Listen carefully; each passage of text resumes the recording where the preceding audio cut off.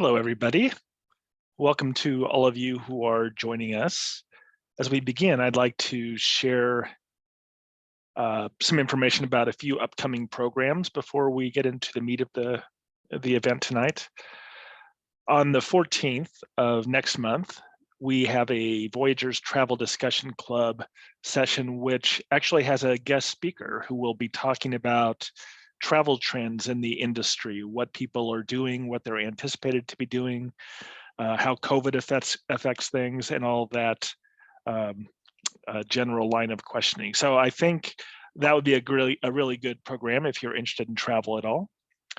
On the 21st of next month, we have a virtual program about cord cutting and choosing streaming services like Netflix or Hulu or Disney Plus, or what might be the right one for you. So I'm doing that one virtually, so I'd invite all of you to join me then. On the 28th of next month, we're doing a virtual program on surviving a spring power outage. It seems like in Hinsdale, this happens more often than not. And we'll talk about ways you can prepare, how you can react appropriately. We'll talk about generators. We'll talk about UPS battery backups for your computers and that sort of thing, and all of that. So that should be an interesting discussion, I think. And finally, on May 12th, we're having a program called United Foods of America. This is hopefully going to be a new series that we're offering, where we talk about regional variations in popular dishes. And we thought, what better place to start than pizza, where of course Chicago has planted its flag in the ground for a type of pizza that's available, as well as tavern style, which is very popular around this area.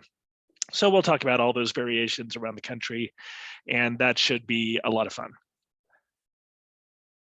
So I think we'll go ahead and get started. As people want to join us, they're certainly able to.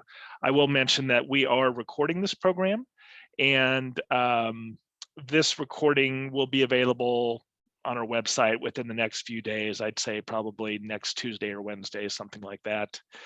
And if you have any questions at the end, of course, we'll have time for them. There's a Q&A feature. You could also use the chat functionality to send your questions to me. So I think we'll go ahead and get started.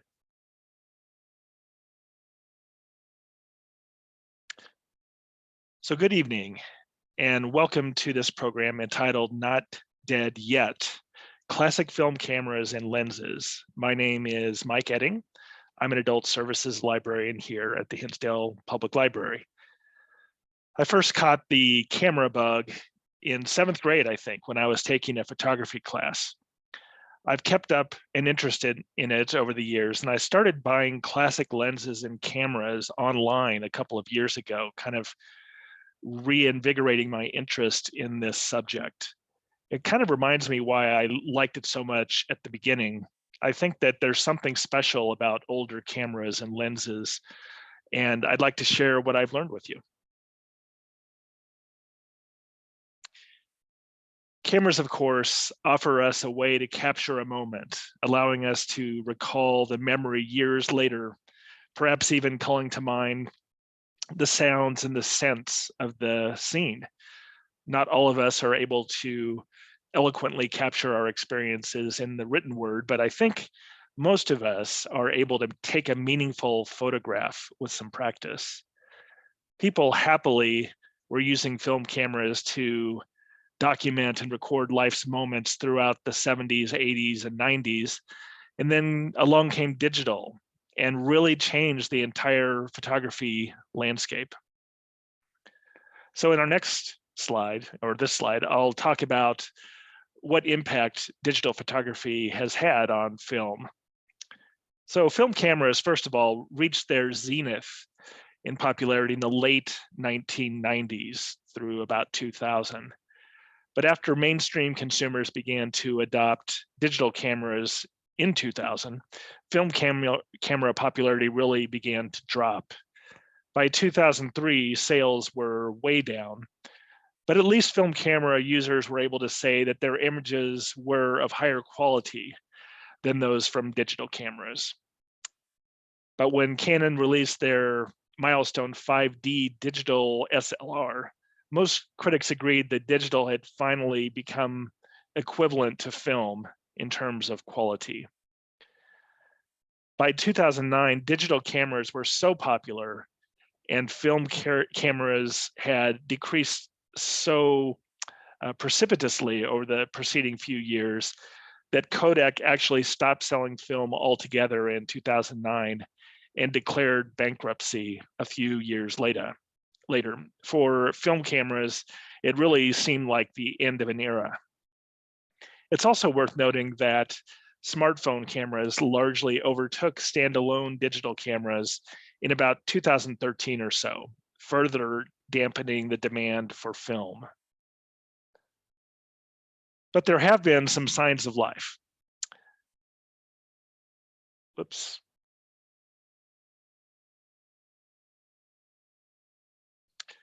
Lomo, Diana, and Holga film cameras were becoming popular in the 90s with experimental photographers who really enjoyed the flaws of these relatively rudimentary cameras. They were often not well sealed to the light, and their lenses didn't always cover the film negative that well. So you see darkening along the edges of the image. So these effects, while they were flaws, gave creative photographers a really good opportunity to experiment. And that continues today with people still buying this sort of camera. Fujifilm Instax cameras, which are really the modern day equivalent to Polaroid cameras of the 70s and 80s, became popular in Japan in the early 2010s, followed by Europe a little bit later and the United States following that. People had a taste for this instant gratification in an analog way. It seemed to be different somehow than taking a picture and having it immediately pop up on your phone screen. The Instax camera lineup seemed to really give people exactly what they wanted.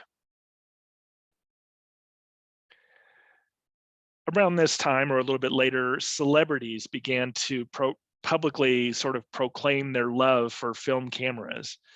In particular, Kendall Jenner enthusiastically recommended a Pentax T2 in 2017 to viewers of The Tonight Show with Jimmy Fallon.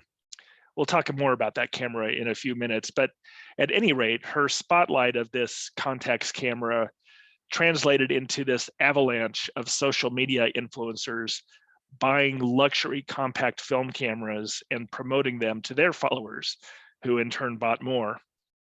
And what that's turned into is that this segment of the compact camera photography business in used items has really exploded.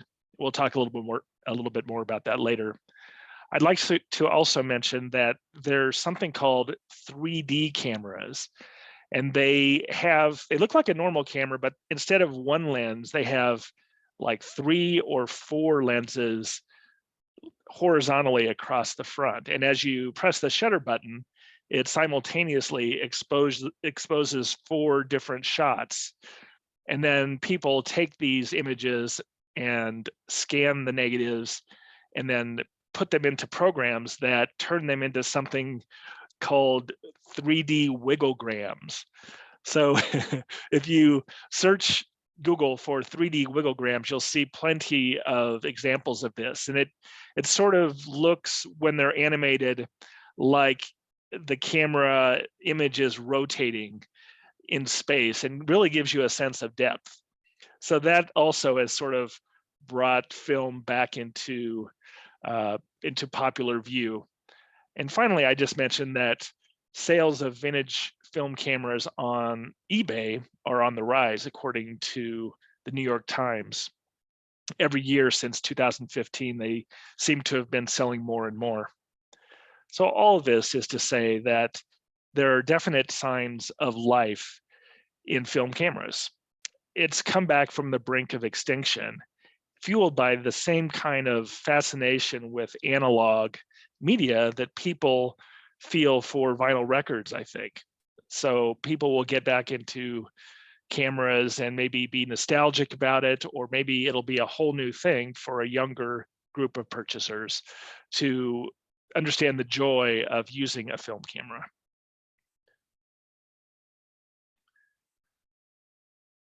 Of course, it's fair to ask why on earth you would choose to use a film camera when digital is more convenient and is just as good.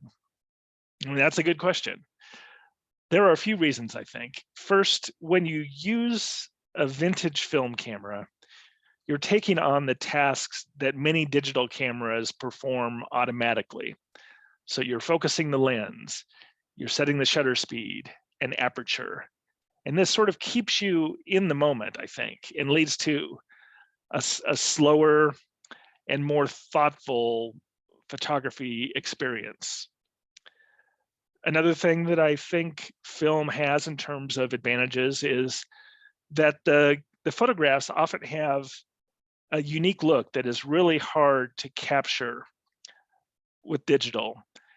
It has, like, the images will have a pleasant graininess to them in some cases, or maybe there's a color profile with certain film stocks that is pretty hard to replicate in a digital camera, though, you know, they certainly try.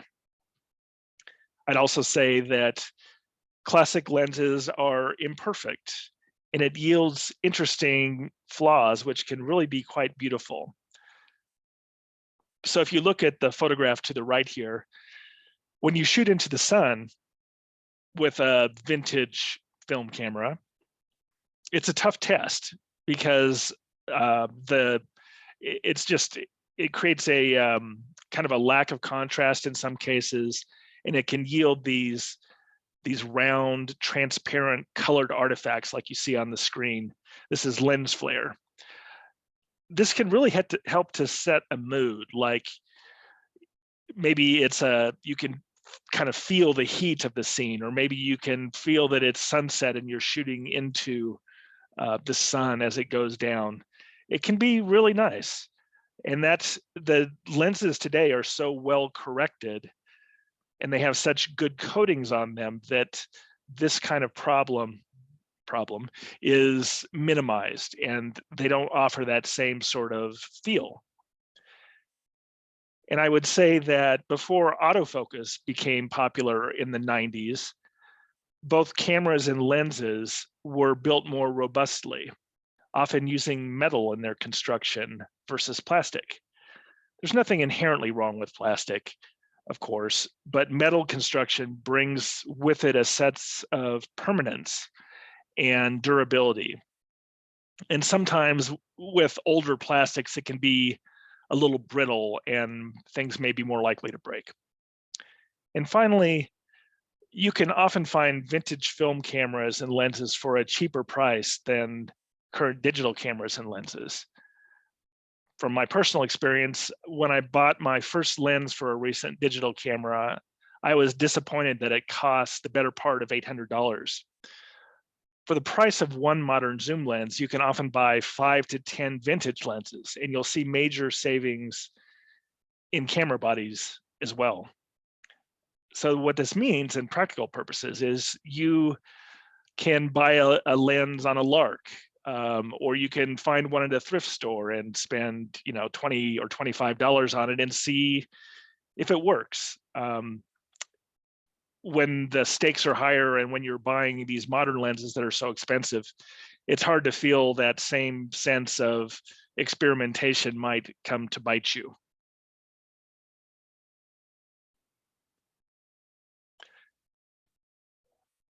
So if you have found some camera equipment or inherited it, or maybe you're out at a garage sale looking for vintage gear, you might wonder, is a certain camera worth it? So to really answer that question, you'll need to do some of your own research.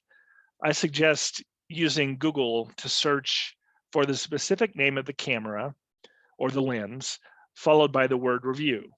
So for example, you might search for the words Konica Auto Reflex T3 review, and you'll see that bloggers or these photography websites have likely reviewed that camera or others like it, and can give you an idea of how they're performing kind of in the current era versus how people talked about them in the 80s or the 70s. But generally speaking, I think there were a number of companies which made quality cameras and lenses in the 60s, 70s, and 80s, which are worth considering today. And those include Nikon, Canon, Pentax, Olympus, and Minolta, among several others. And I also like Konica, Tamron, Tokina, Carl Zeiss Jena, and Vivitar Series 1 for their lenses.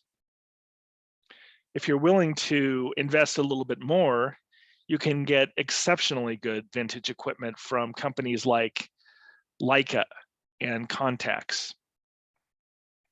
So in terms of specific cameras you might consider if you don't have one already, I've put together a list of some wallet-friendly SLR cameras. And SLR, again, is single lens reflex, and it just refers to the cameras that you're actually looking through the lens. And when you press the shutter speed, the mirror pops up and lets the light expose the film, and then it pops down afterwards. So some of the ones I like are the Canon AE1, but if you're looking for an older Canon, the FTB was quite good, and it's exceptionally durable with its all metal construction. The Nikon FE is another one that you can find for less than $200. The Minolta X570 and X700 are good. The older and cheaper option in Minolta's lineup might be the Minolta Srt 102, another really durable metal camera that's largely manual. An older a Pentax camera you might want to look at is the very popular Pentax K1000. Thousands, if not hundreds of thousands of photography students have used the Pentax K1000 as their student camera. And it's a great camera. It's very simple in its operation and obviously very durable. If you want something a little bit older and cheaper than the Pentax K1000, I would say the Spotmatic is a good way to go. And Olympus has their venerable OM1. If you have smaller hands in particular, the Olympus cameras in the OM series are kind of small and better grippable for people that don't have large hands like me. There are also rangefinders to consider. A rangefinder, unlike an SLR, which we listed in the last page, they don't have that mirror that's flipping up and down as you are taking the picture. So they're much, much quieter in operation, and they're smaller too. The lenses tend to be smaller, the camera itself is smaller, and they're quieter. So this makes them really perfect for candid photos. If you're taking a picture of, I don't know, a small get together at your home and you don't want to be intrusive to the guests, pull out a rangefinder and you'll just take images and people might not even notice that you're there. So some have said that the Leica M3 is the best interchangeable lens rangefinder ever made. That may be a little bit hyperbolic, but there's no denying that this is a beautiful camera. It's exquisitely made. And the Leica lenses that come or that attach to this system are similarly brilliant. Keep in mind that M3s do command a relatively high price on the used market of $1,500 to $2,500, and that doesn't usually include a lens. People that sell their Nikon M3 bodies are still keeping their lenses to use with something else, I think. If you want something similar to the M3 but less expensive, I'd say you might want to try something like the Canon 7S. The Nikon S2 is also very similar. And if you want something even less expensive, the Yashica Electro 35 GSN would be a really great starter rangefinder camera. It doesn't have the interchangeable lenses, but it is a pretty nice camera and can give you some great images. And once you decide you like rangefinders, you can opt for a more expensive one at that time. So as I mentioned before, these compact vintage cameras, are a very hot part of the photography market right now. Some people just prefer something a little simpler to operate. And these are essentially what fall into that category of point and shoot cameras, but many of them are made just really nicely. So the Pentax T2 is the best example of this. A lot of these were made in the 80s and the 90s. The Pentax T2 that I said was championed by Kendall Jenner, and also I think Chris Hemsworth, Zendaya, a lot of celebrities just love this camera. It's the body is made of titanium. It's got a Carl Zeiss sonar lens on it. It feels really nice in the hand, but it is electronic, and it does have some of those autofocus sort of features that we're used to. The problem with this is it's gotten really expensive. I actually owned one of these about the year 2000, I think is when I bought it, at the tail end of film's popularity. And I paid about, I think, $400 for it. And I sold it 5 years later for about $400. But nowadays, because of this increased popularity from social media influencers and celebrities, they're going for $1,200 to $1,500 now. And I like this camera a lot, but I don't think it's that good. So if you don't want to spend Pentax T2 money, there are some others that were built around the same time that have similarly really robust metal construction. And those are the Nikon 35 Ti and the Ricoh GR1. All three of those are excellent cameras. The Nikon and the Ricoh, I think, I don't know, somewhere in the $500 to $700 range for those cameras. If you want something a little less expensive, the Yashica T4 is a good model that people really enjoy. It's got a Carl Zeiss lens on it as well. And it doesn't have quite the same prestige look as the others, but optically, it's quite good. If that's still too expensive for your blood, you might consider the Canon Sure Shot Supreme. It's a good budget pick for under $200, maybe even under $100. The Ricoh R1 is also quite good. I own one of these. It's very lightweight. It's, kind of crept up in price.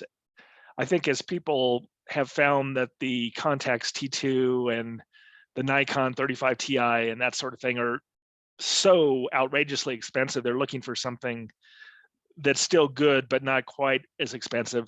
And it brings the prices of those up as well. The Ricoh R1, I think, used to be, $65 or $75, and now they're in the $150 range. But I like that a lot. The Canon Sure Shot Supreme, as I mentioned before, is nice.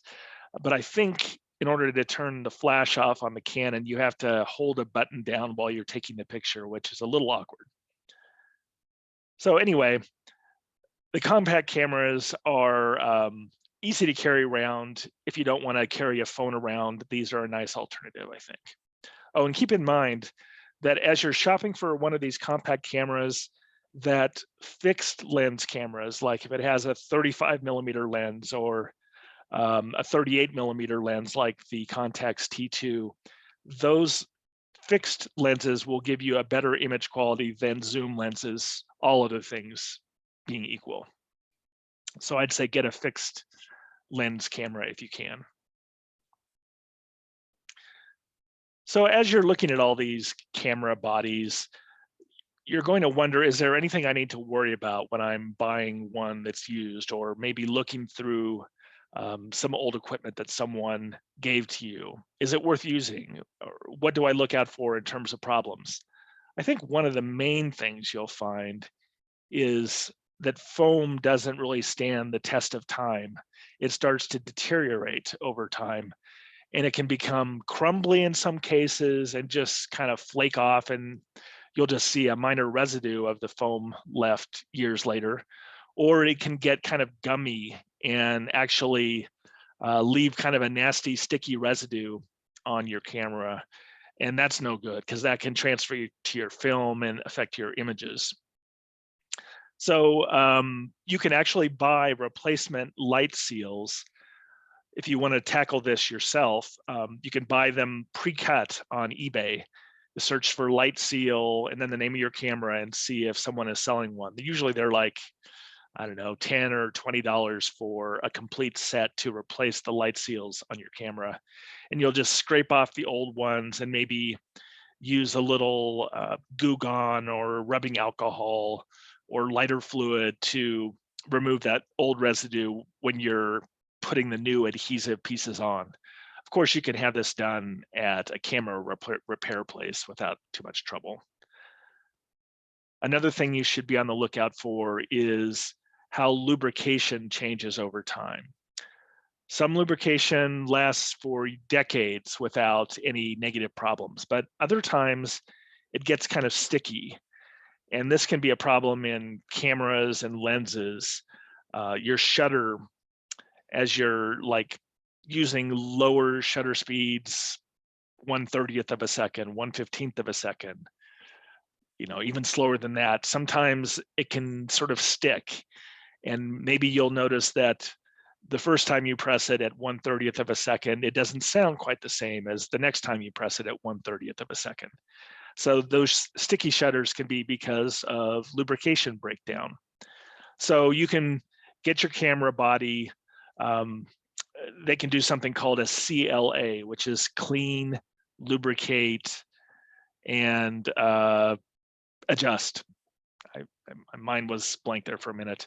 And that usually costs, I don't know, $75 to $150, maybe $200 to get your camera into almost like new condition.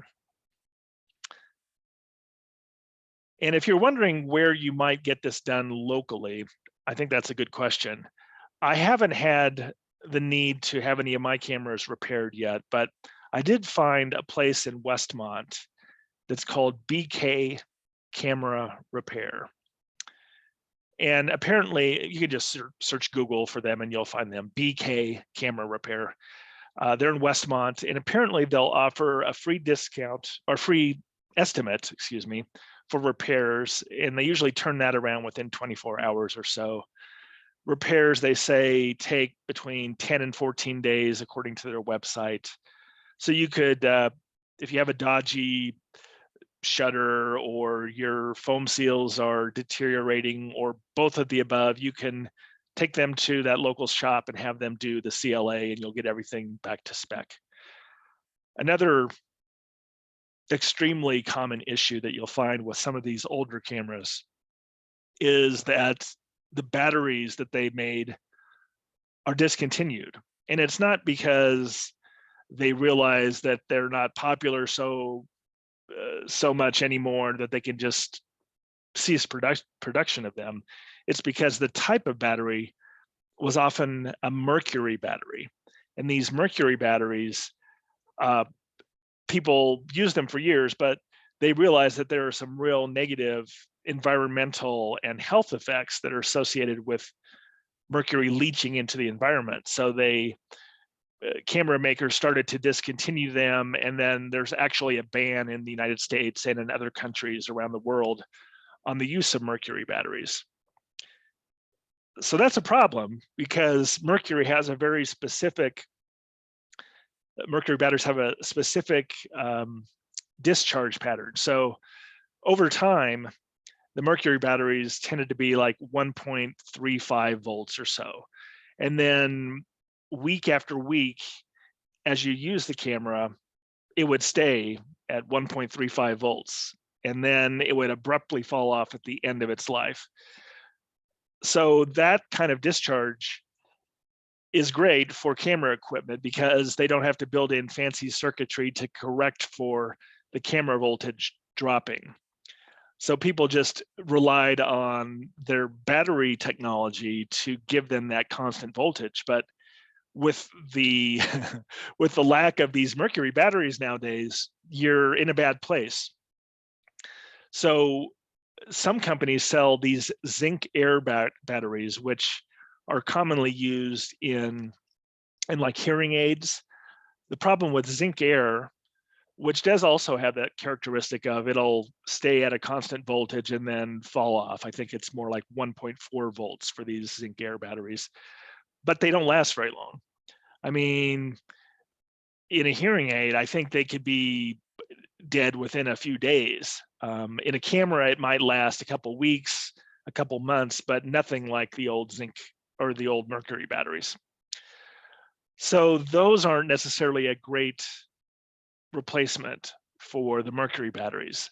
So if you're getting a mechanical camera, like many of the ones that I mentioned, like that Pentax Spotmatic or the Canon FTB, it's only the meter of the camera which tells you the exposure that is really affected by the battery. The rest of the camera is completely manual. You could take the original batteries out and shoot your shutter all day long without a battery, but you need to have some way of getting the right exposure. So what I think the best thing to do is to take your smartphone and download a light meter app. And these, they might cost $6 or $10 or $20. Light meters that are handheld for a decent one cost about $125 to $200 nowadays. So the smartphone metering thing is a good idea, I think. So you'll just use your smartphone, focus on the same area that your camera is focusing on, press the button, and it'll give you what the shutter speed and the aperture setting should be, and just transfer that to the camera itself. Again, this is not a very fast process, but you're already in that slowed down, more thoughtful way of shooting.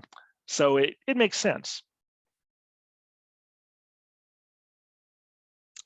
I would avoid any all electronic cameras that use Mercury batteries. I don't know how many of those there were, but that's a much riskier business that you won't be able to find something that'll work. Companies are trying to make some replacements using this zinc technology, but again, the battery life is not great. So that's the camera bodies. I think I'd like to talk about some camera lenses next. So I've broken these into a couple slides. On this slide, I'll talk about some wide angle lenses and some normal lenses. And normal is that 50 millimeter, 55 millimeter, 58 millimeter lens that gives you roughly the same view that you would have as you're looking at the scene. And wide angle is anything shorter than that. Telephoto is anything longer than that. So in general, good vintage wide angle lenses are difficult to find. Modern wide angle lenses are simply better in most ways, except for the build quality. That said, you could do a lot worse than the vintage lenses that I've listed here. M42, as you'll see in parentheses after some of my listings, that was a common cross-brand camera mount in the 1960s and 70s. And the well-regarded Carl Zeiss Jena Flektagon lenses from East Germany were released in this format. So that would be a good lens to look for if you're looking for a vintage wide angle. Some of the others listed here, like the Canon FD28 and the Carl Zeiss Distagon 28 2.8, are tied specifically to their camera system. The Konica Hexanon 40 millimeter 1.8, a very sharp lens, is also tied to that Konica format. But this Sigma Super Wide 2 24 millimeter 2.8 is a fine lens. I own a copy, and that would be a great budget wide-angle lens to go for. Is it going to be quite as sharp or undistorted as a modern lens? Probably not, but it's going to be a lot cheaper too. For standard or normal lenses, I have a few suggestions in 42 and M42, and that's the Auto Mamiya Secor 55mm 1.4, very fine lens. The Pentax Super Multi-Coated Takamar 50mm 1.4 in M42 is one of my favorite, if not my favorite, lens in the normal category. And also, if you happen to see or happen to have an Auto Sears 55mm 1.4, also in that M42 format, that's a really great lens.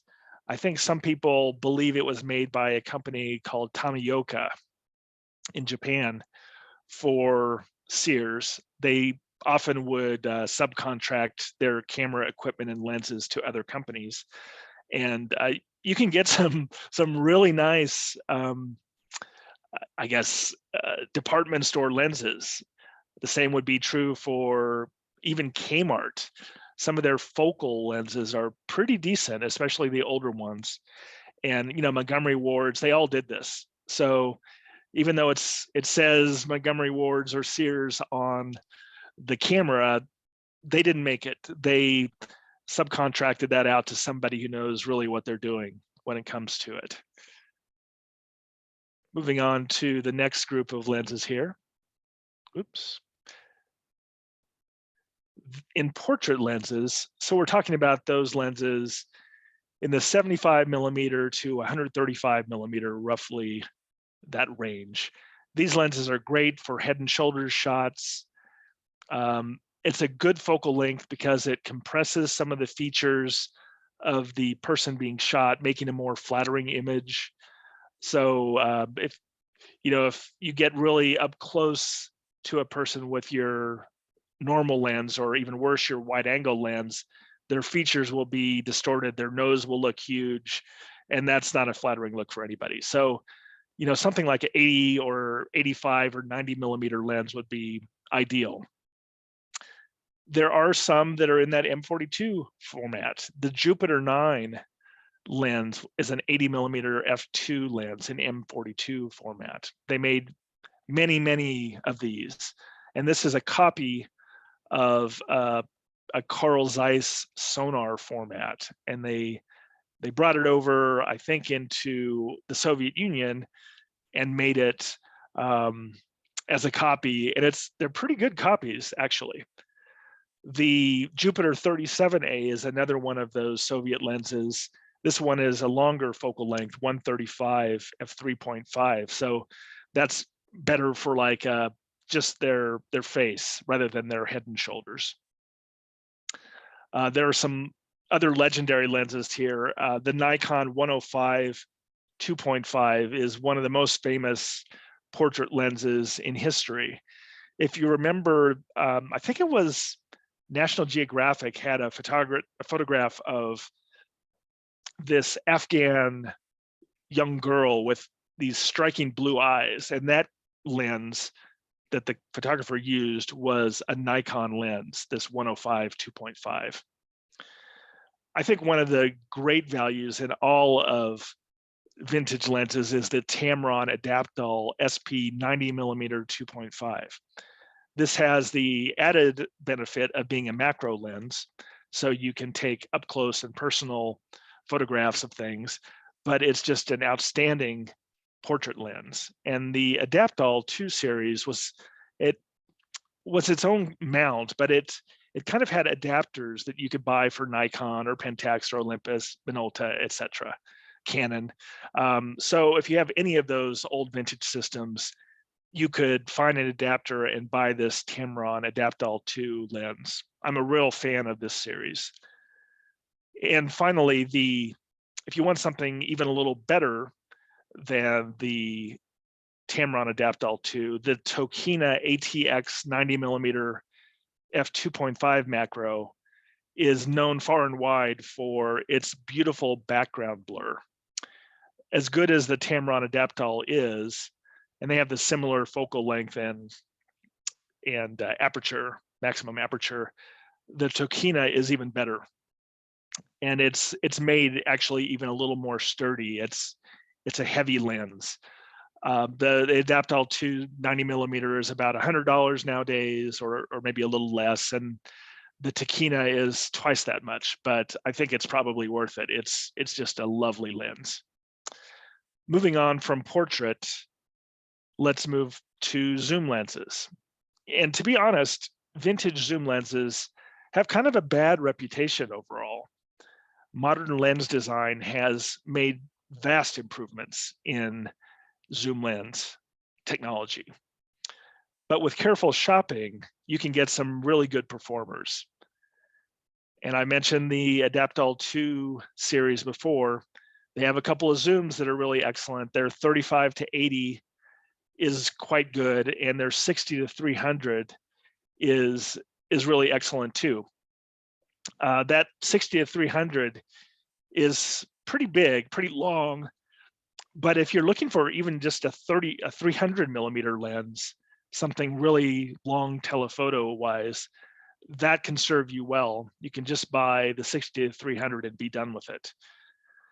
The Contax zooms by Carl Zeiss are even better, especially that 35 to 70. It's just a legendary lens in terms of its sharpness. They call that particular 35 to 70 a bag of primes. It's like buying a 35mm prime lens, a 50mm prime, a 70mm prime. It's that good.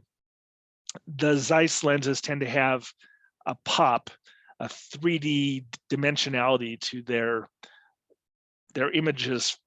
For what reason, I'm not sure. People talk about micro contrast in Zeiss lenses, and that may be the secret, but all I know is I've got a copy of this, and it's really good. This is my 35 to 70 on the page here. Of course, I haven't mentioned the Leica lenses, and there's no doubt that Leica lenses are tremendous, vintage ones, and the modern ones too. But the reason I didn't include them here is they're really highly priced compared to most of these. I think their biggest rival on my list would be the Carl Zeiss lenses in the Contax Yashica format. If you get a Leica lens, chances are very good that it's going to be of outstanding quality. Their performance is great, but their price is even greater. So keep that in mind. So lenses, just like camera bodies, have problem areas as well. One thing that you want to avoid at all cost is issues on the rear element of the lens. So not the front that's facing what you're taking, but the part that attaches to your body. If there are scratches on that rear glass, they're going to show up on the image. So skip those and find a different lens. There's also the problem of fungus inside the lens. You can see a fairly bad case of fungus on the lens that I have here to the right. Found this on the internet, and you can see it's like an organic thing. It grows sometimes in the corners of the lenses. And then the problem is it doesn't just stay there. It gets worse and worse over time. And that fungus is not just a superficial sort of thing. It can actually etch into the lens itself. So even if you clean the fungus off, the coating of the lens may be forever damaged, not to be repaired. So avoid fungus lenses. They can also spread within the lens to other elements, but if you store them in the same place as your other lenses, they can migrate through their spores to those other lenses. So fungus is a bad deal. It usually happens in places with more humidity, like Florida.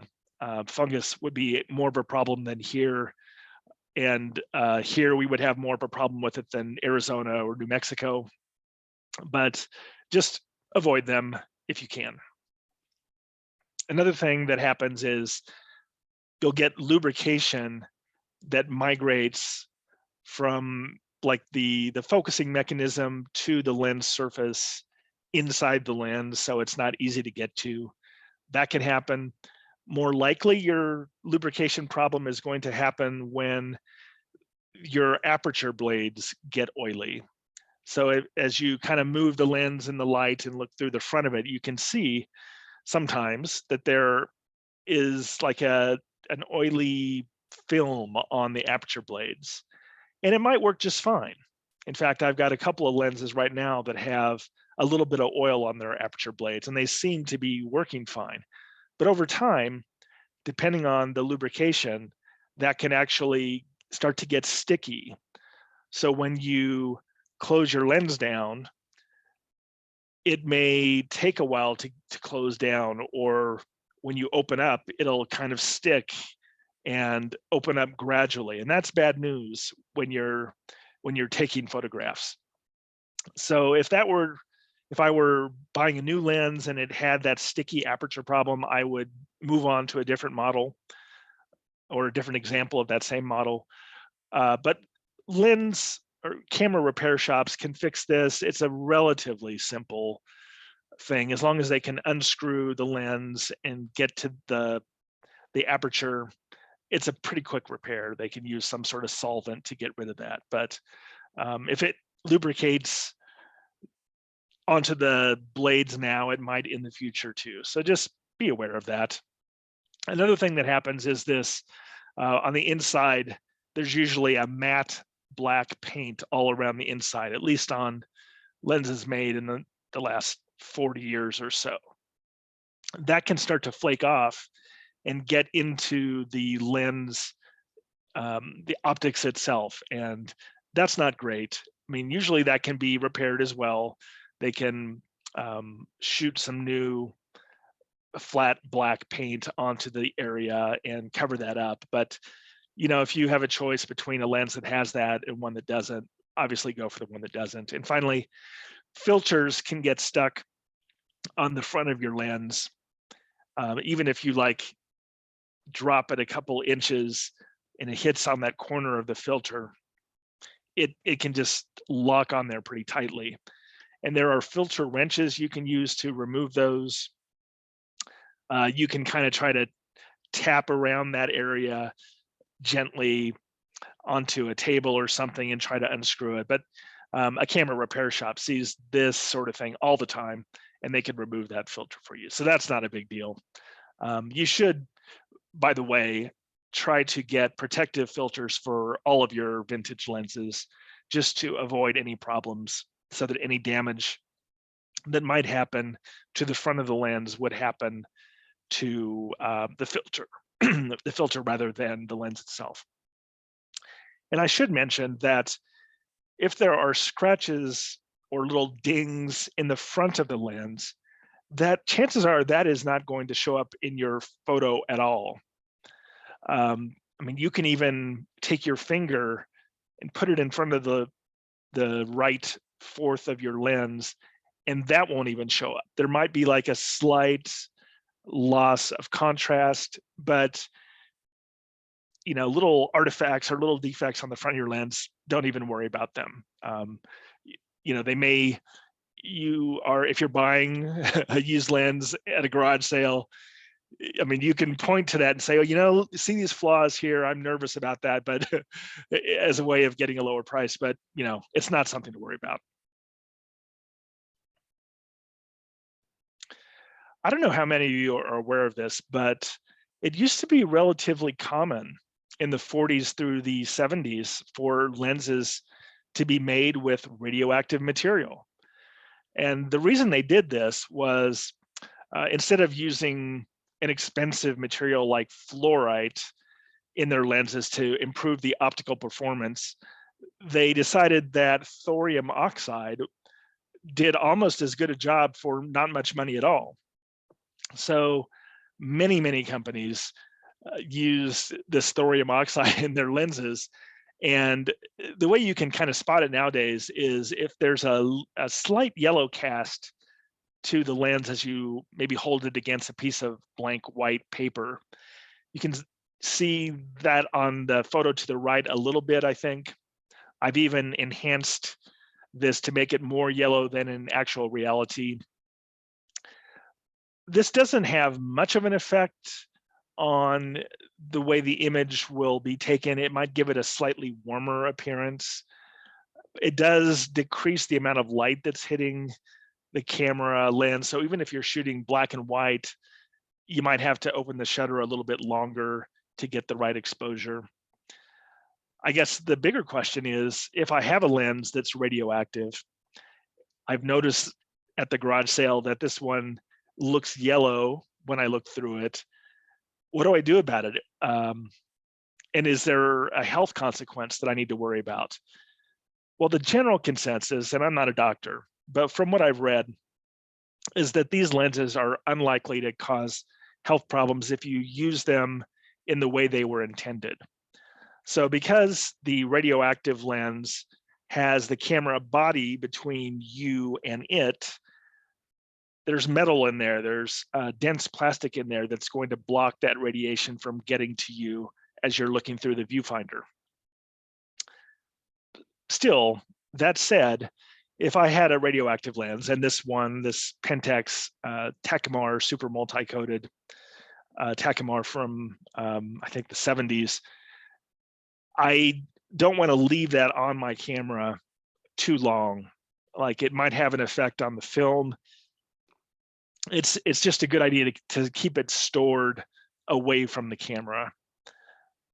In addition, I don't want to store them, like if I had a bunch of these, I wouldn't want to store them under my bed, for example.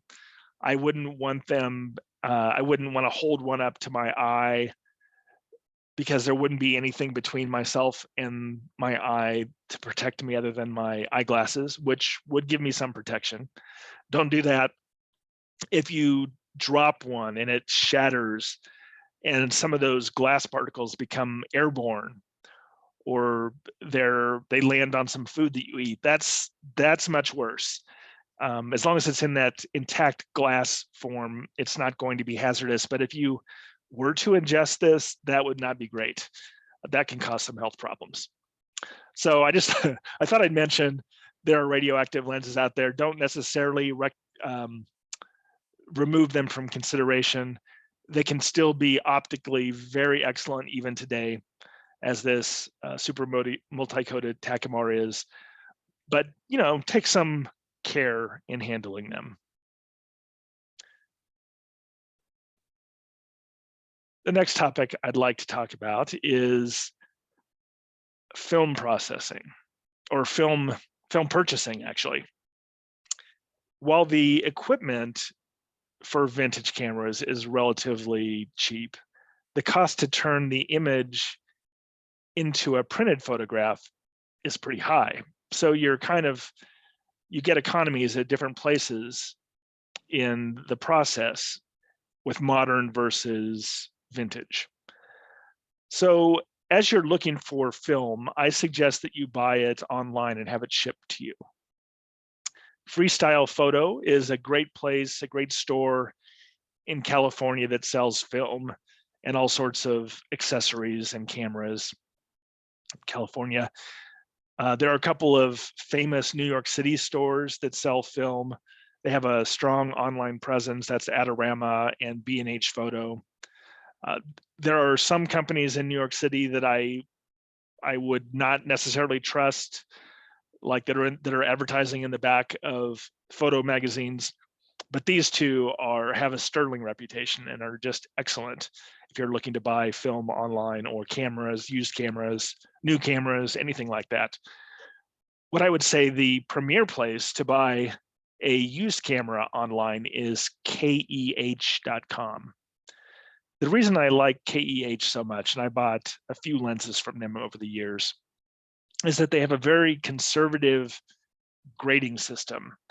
So a lens that KEH sells that they mark as excellent, I could find that same lens every day of the week in the same condition and someone would call it mint. So they grade conservatively. You're unlikely to be surprised in a bad way by the quality of a lens. And if you have any issues, you can send it back and they'll give you a refund.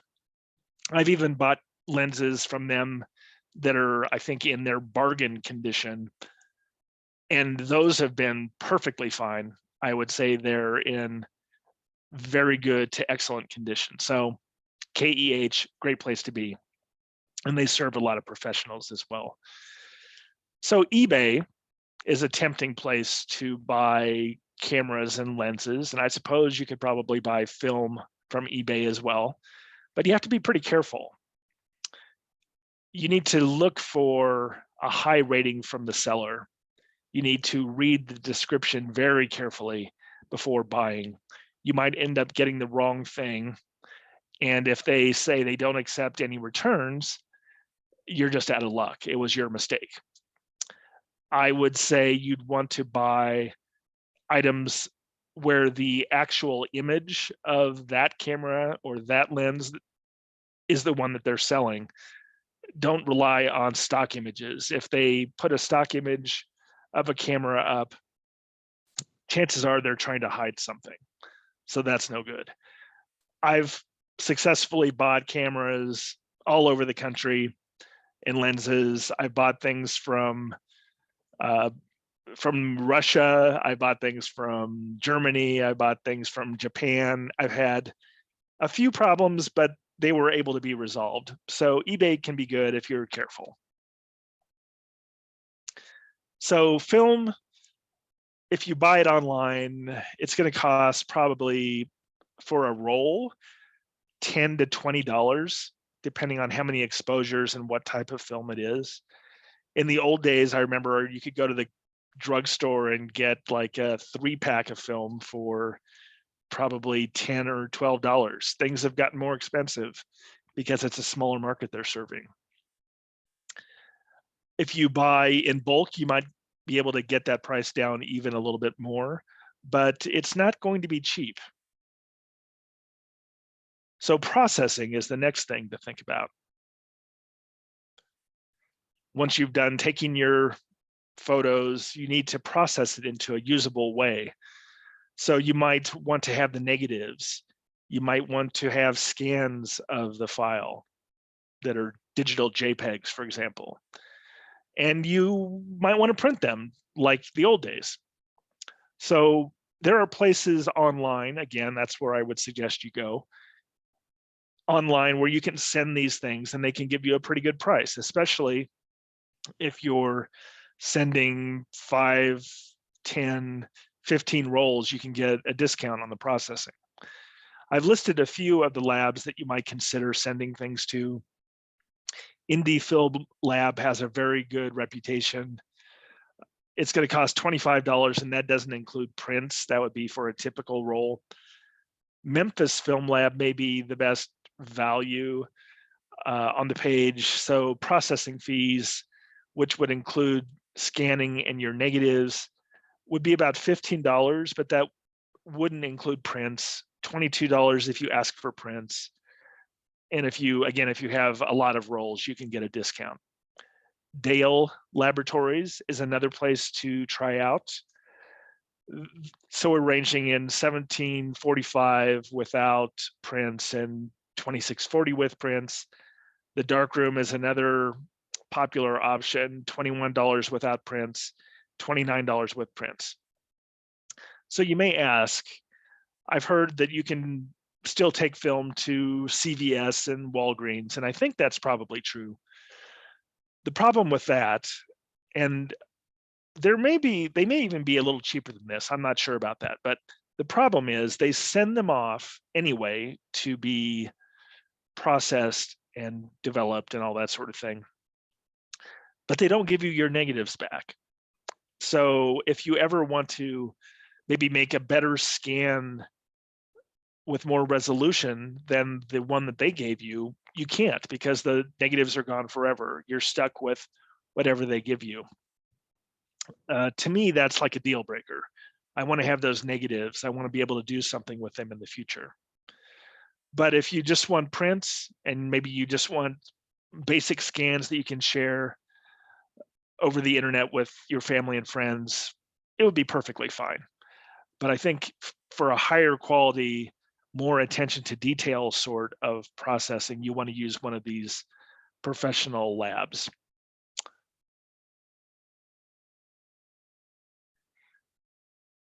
There's even a more economical hybrid solution that I would advocate for. So rather than going full film, I would say go partial, where you use the vintage lens, but you use it on a modern camera.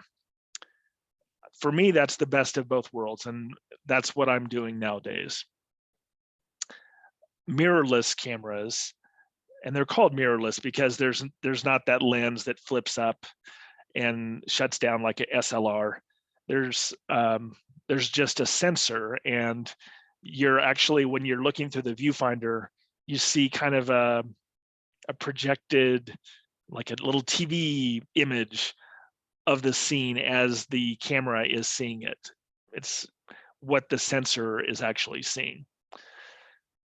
And if you use a vintage lens with a mirrorless camera, you can get the same benefits of the interesting optical flares that you get when shooting into the sun. You can get some of the benefits of the inexpensive lenses without having to pay that heavy price for film processing and for the film itself.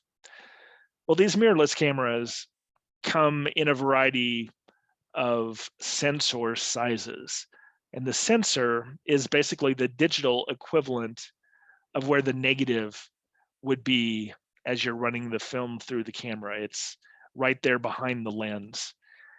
They range in size from full frame. If you look at the image of the matchbook, the little blue box shows you the size of the sensor. So they're called full frame cameras, or 24 by 36 in this, the one that's listed here, because it covers the full frame of a 35 millimeter negative.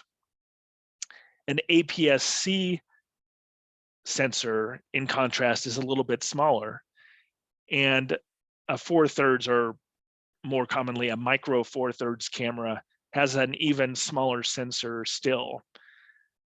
And they even get smaller than that with some digital cameras, and I wouldn't recommend those. Micro 4/3, interestingly, has a doubling effect on the focal length. So if you were to take a vintage 50 millimeter lens and put it on a micro 4/3 camera, it turns into the equivalent of a 100 millimeter lens. If you take that same 50 millimeter lens and, of course, you put it on a full frame camera, it looks just like it did when it was a 35 millimeter negative. The image view is still 50 millimeters. Aps-C is in the middle somewhere, about 75 or 77 millimeters. And the camera I have shown here is a Sony A6400. And it has that sort of in the middle sensor. Sometimes that's called a crop sensor. So if you buy that Sony and you have your lenses, you'll have to do a little conversion in terms of what they actually look like on the camera. Oops, go back one. So in order to do this, you need to have an adapter. So I have that famous Nikon 105 millimeter 2.5 lens to the right.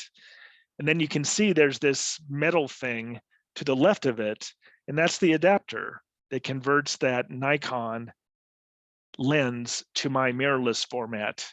And that adapter, for most of them, if you get an inexpensive one, and that's what I tend to buy, they're like $15 or $20, and you can then connect all your Nikon lenses up to this one adapter, and you've got all the range of Nikon lenses.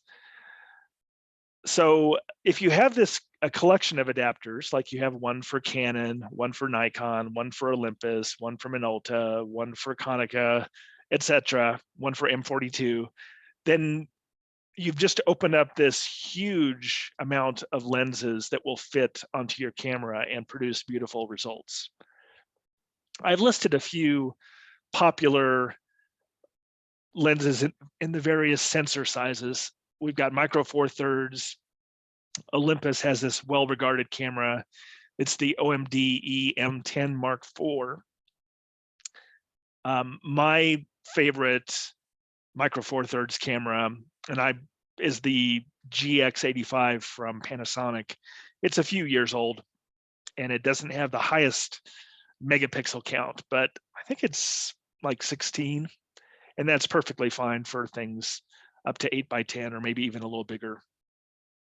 But that Panasonic, it's a really small sort of camera compared to some of the other ones that are out there in the market. And for me, it's a great travel camera. A little bit bigger still than the micro four thirds cameras will be the Aps-C cameras, like that Sony Alpha 6400 we saw in the previous frame. They have a whole series of cameras in this Aps-C lineup, ranging from the 6000 to the 6600. And they get more technically advanced the higher you go up in the series and get more expensive.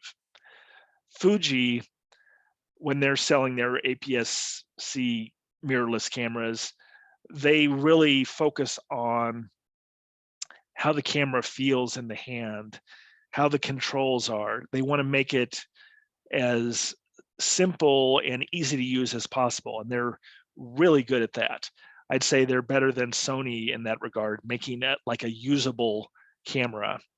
I have no trouble operating my Sony camera, but it's just, from what I understand, Fuji is excellent at that interface. So for full frame, Canon EOS R6 or EOS R6, the Nikon Z6 Mark II, the Sony A7C, their most recent one in sort of the lower end is the A7 IV, and I have an A7 III, which I adore. It works quite well for me. Any of these would work well. Any mirrorless camera really would work well with these vintage lenses. So that's my suggestion to you.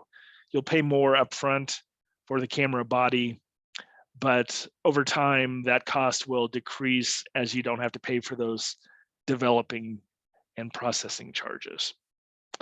I just wanted to share a few of the images that I've taken with my vintage lenses on my Canon A7 or my Sony A7 Mark III. It's a 24 megapixel camera, full frame, and it really does a nice job with these vintage lenses. So at least in my opinion. So I'll just show you a few things that I've shot with it. I think this was with one of the 80 to 200 Contax zoom lens that I mentioned to you before. I don't remember which telephoto lens I used for this kind of sunset shot of a vehicle, but I like the color tones that this was able to capture. And then finally, I do a lot of kind of close-up photography, not quite macro, but I use macro lenses, and sometimes I shoot light from the bottom and capture the interesting glow. And I like this shot. So that really concludes my presentation, but I'd welcome any questions that all of you have, or any suggestions that you have for the rest of the group. You can use the Q&A functionality or the chat functionality to ask or share. I'd welcome that. And I hope you've enjoyed the program. I've certainly enjoyed putting it together. This is my top hobby at this very moment, and I'm sure many of you are equally passionate about photography as well.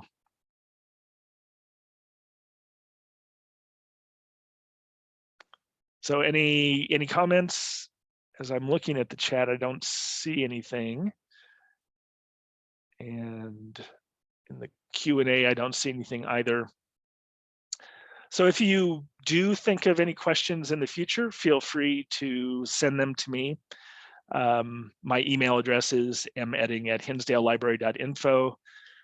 You can come into the library. I'd love to chat with you about vintage cameras, lenses, anything like that. Or if you are curious about whether the camera that you found in the back of your closet is any good, you could bring it in and we could take a look at it together. I'd be happy to do that as well. Okay, so there's a comment about central camera for used gear. Now, central camera, as I understand it, is in Chicago. Correct me if I'm wrong on that, Steve. I think they were during the, I guess, the civil unrest that followed one of the verdicts in a case. They had, their shop was actually burned. I don't know if it was burned down, but a lot of their inventory was damaged, and I think they were still looking for a place next door to open up. I don't know if they've opened that up, but they had a stellar reputation. That's absolutely correct. Great owner and great employees that worked there. So yeah, if central camera is open again, yeah, they definitely get. Okay, you've heard that they're back. They're back in business. That's good news, because they've been a fixture in the Chicago photography scene, from what I understand. Any other comments or questions? Thanks for that, Steve. That's a good one.